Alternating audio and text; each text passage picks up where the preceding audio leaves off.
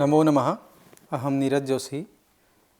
प्रिय विद्यार्थिनः, अद्य वयं माध्यमिककक्षायाः पाठ्यक्रमस्य अन्तर्गतं निर्धारितस्य संस्कृतव्याकरण नामकस्य पाठ्यपुस्तकस्य द्वाविंशतितमे पाठे वर्णितं कारकविभक्तौ प्रकरणस्य चर्चां कुर्मः।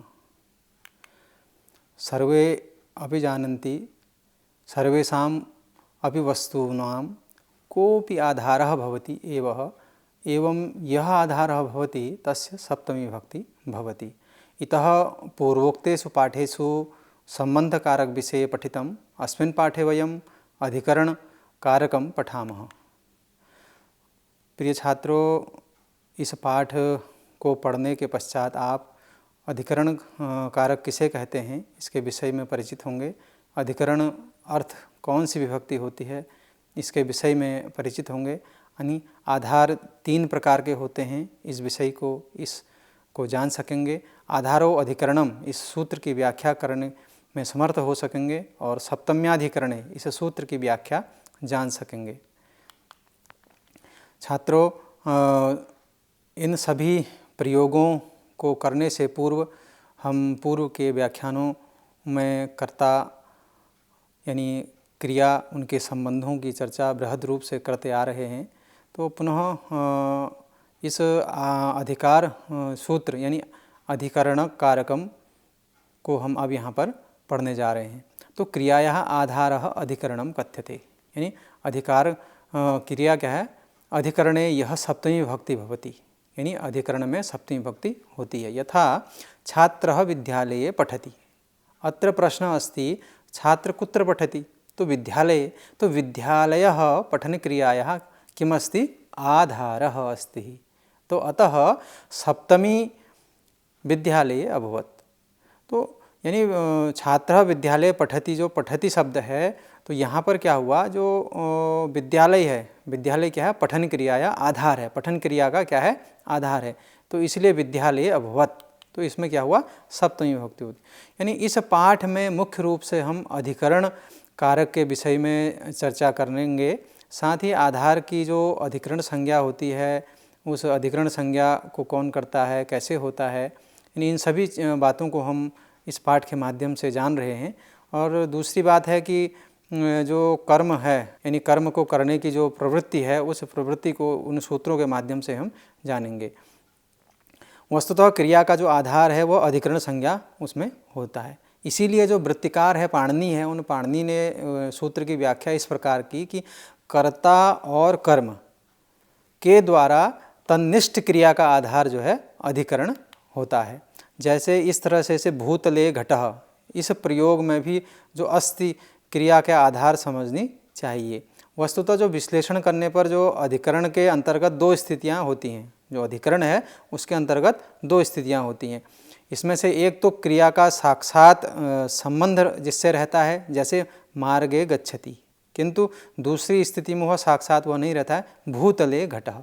ये संबंध तो रहता है लेकिन वह उससे साक्षात संबंध उससे नहीं रहता है। इन सभी बातों को जानने के लिए हम आगे एक महत्वपूर्ण सूत्र आ रहा है, आधारो अधिकरणम। यानी इन चीज़ों को स्पष्ट करते हुए हम आगे चल रहे हैं। यानी आधारो अधिकरणम क्या करता है? यानी कर्ति कर्म द्वारा तन्निष्ठ क्रियाया आधारः कारका अधिकरणम संज्ञम स्यात्। यानी आधारो अधिकरणम इत्यनेन सूत्रेण सप्तम्याधिकरणे इत्यनेन सूत्रेण अधिकरणे सप्तमी विभक्ति भवति।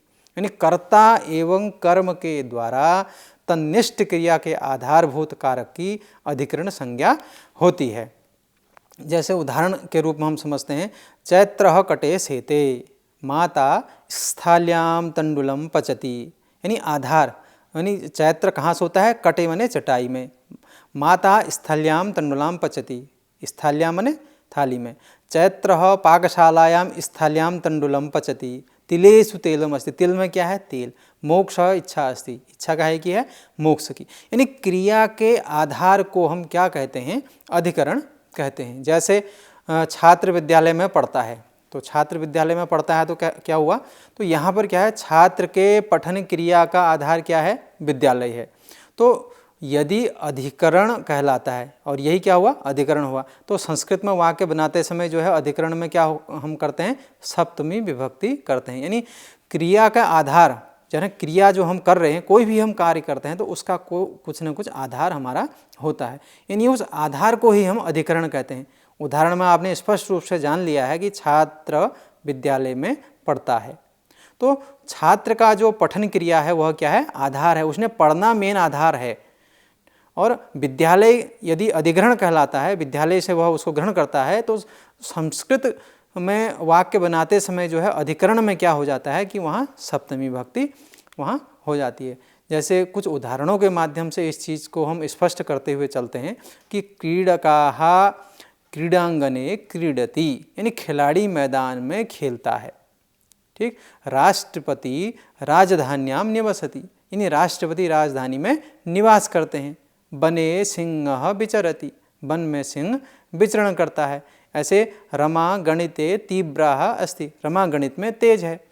तो इसी प्रकार तुम किस कर्म में कुशल हो, त्वं कस्मिन् कर्मम कुशलम अस्ति, यानी क्रिया का आधार यहाँ पर हो रहा है, क्रिया जिसमें आधार होने के कारण यहाँ पर क्या हुआ, अधिकरण हो गया, यानी सप्तमी विभक्ति हो। इसी प्रकार पाठशालायां छात्राः पठन्ति, रामस्य कथा रामेण अस्ति, ठीक है ना। तो पिता पुत्र्यो विश्वसीति, उद्याने वृक्षाः सन्ति, ठीक है ना। इसी प्रकार आरक्षकः चोरस्य कंठे गृहीत्वान्, बालः आसन्दे उपवसति, तिलेषु तेलम अस्ति, यानी हर किसी के पीछे आधार है। तिलेषु तेल, तिल में तेल है। बालः आसन्दे उपविशति, आसन्दे माने कुर्सी पर। आरक्षकः चोरस्य कंठे गृहीत्वान्, तो जो है पुलिसकर्मी जो है चोर को पकड़ता है। इस प्रकार से हम जो है आधार बना करके जो है उसमें सप्तमी विभक्ति को हम करते हैं। इसी का जो अगला जो सूत्र है वह सूत्र है सप्तम्याधिकरणे। इस सूत्र का जो मुख्य कार्य है वह है अधिकरणे सप्तमी स्यात्, चकाराद दूरांतिकार्थभ्यः औपश्लेष्टिको विषयो कोपि व्यापाश्चेत स्त्रिधा कटे अस्ति ही, स्थाल्यां पचति ही, मोक्षे इच्छति ही, सर्वनाम तस्मिन् वनस्य दूरे अंतिके वा, दूरांतिके अर्थे इति विभक्तित्रये च चतस्रत विभक्तियं फलिताः। यानी अधिकार में सप्तमी विभक्ति होती है, जहाँ अधिकार होगा, यानी सूत्र में क्या होगा, चौपद में, दूर पद में, अंतिक, यानी ये चीज़ें जहाँ होंगी वहाँ क्या होगा, अधिकरण, यानी सप्तमी विभक्ति होगी। यानी हम बात कर रहे थे कि आधार किसे कहते हैं, आधार है क्या, यानी आधार तीन प्रकार के होते हैं, औपश्लेषिक, वैषयिक और अभिव्यापक। अभी औपश्लेषिक क्या है और वैषयिक क्या है और अभिव्यापक क्या है, यानी उदाहरण से रूप में देखिए आप।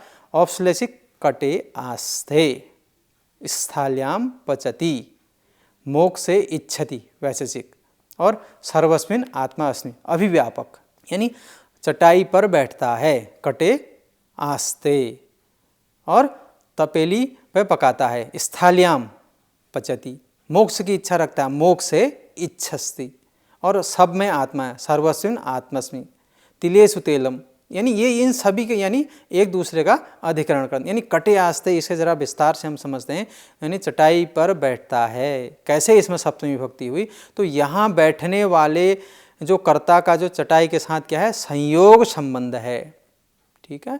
तो कट औपश्लेषिक आधार है, कट क्या है, औपश्लेषिक आधार है, इसलिए जो है कट की जो है आधारोधिकरणम से अधिकरण संज्ञा होकर के सप्तम्याधिकरणे यानी सप्तमी विभक्ति यहाँ पर हो जाती है। इसी प्रकार तिलेषु तेलम, तिलों में तेल, यद्यपि तिल और तेल का संयोग संभव है, किंतु द्वेष विभाग न होने से जो है संश्लेष नहीं माना जा सकता है।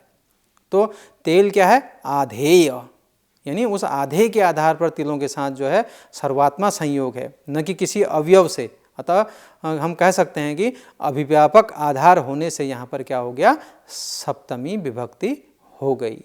तो तिलेषु तेलम, इसलिए तिलेषु तेलम में क्या हुआ, सप्तमी विभक्ति होती है।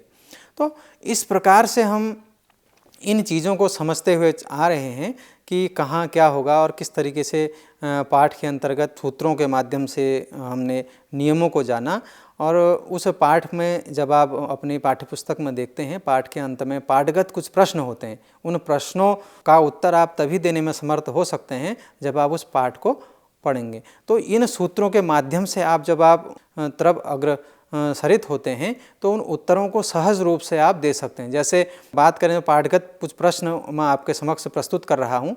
जैसे आधारो अधिकरणम, यह सूत्र क्या करता है, एक छोटा सा प्रश्न है। और अधिकरण कितने प्रकार के होते हैं, जैसे हम बात कर रहे थे कि और औपश्लेषिक अधिकरण क्या है, ऐसे अधिकरण कितने प्रकार के अभी अभी हमने जाना। तो ऐसे तिलेषु तेलम अस्ति, यह उदाहरण कौन सा है, ठीक है।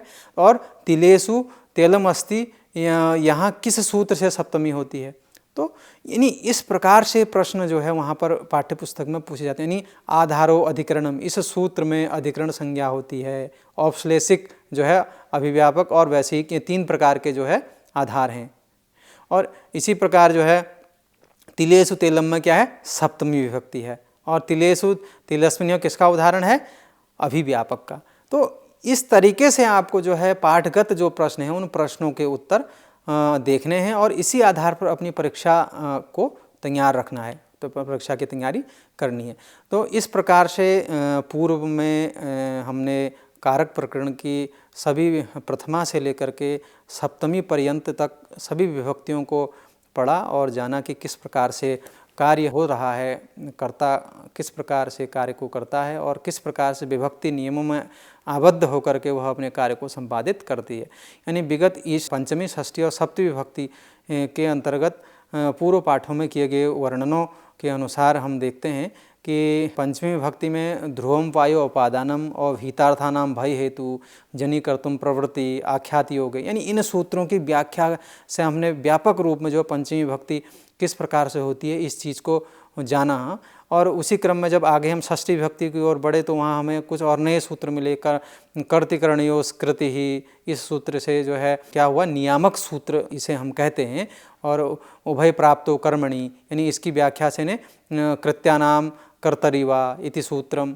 तो इन्हें पुनः कर्तरि न लोक निष्ठा, ये विभिन्न प्रकार के सूत्रों से हमने जो है षष्ठी विभक्ति को बड़ी सहजता से और सरलता से जान लिया है। और इसी क्रम में आप जो अंतिम जो सप्तमी विभक्ति हम जिसे अभी अभी चर्चा कर रहे हैं, तो इस विभक्ति में हमने आधारो अधिकरणम, आधार यानी किसी चीज़ का जो आधार जो होता है वहाँ सप्तमी विभक्ति होती है। और सप्तम्याकरणे इति, यानी इन सूत्रों को हमने जाना। इन सूत्रों के व्यापक रूप से जानने के बाद हमने इस बात को कह सकते हैं कि संस्कृत साहित्य के अंतर्गत कारक की आवश्यकता जो है महत्वपूर्ण है, क्योंकि कारक के बिना किसी भी शब्द का निर्माण करना संभव नहीं है। तो प्रिय शिक्षार्थियों, इस पाठ के अंतर्गत हमने जैसे कि अधिकरण विभक्ति यानी सप्तमी विभक्ति की चर्चा की और उनके जो मुख्य सूत्र 2 सूत्रों की चर्चा और उनके वाक्य प्रयोगों को, उनके उदाहरणों को, उनके सिद्धांतों को जानने का प्रयास किया। और इन सिद्धांतों के माध्यम से हमने कारकों को और विभिन्न प्रकार के उनके उदाहरणों को, उनके नियमों को प्रथमा से लेकर सप्तमी पर्यंत तक पूर्व के पाठों में हमने जो चर्चा करी, उन चर्चाओं से अवश्य ही आप लाभान्वित होंगे। यह इसी आशा के साथ पुनः फिर से नए पाठ में मिलेंगे। तब तक के लिए नमस्कार।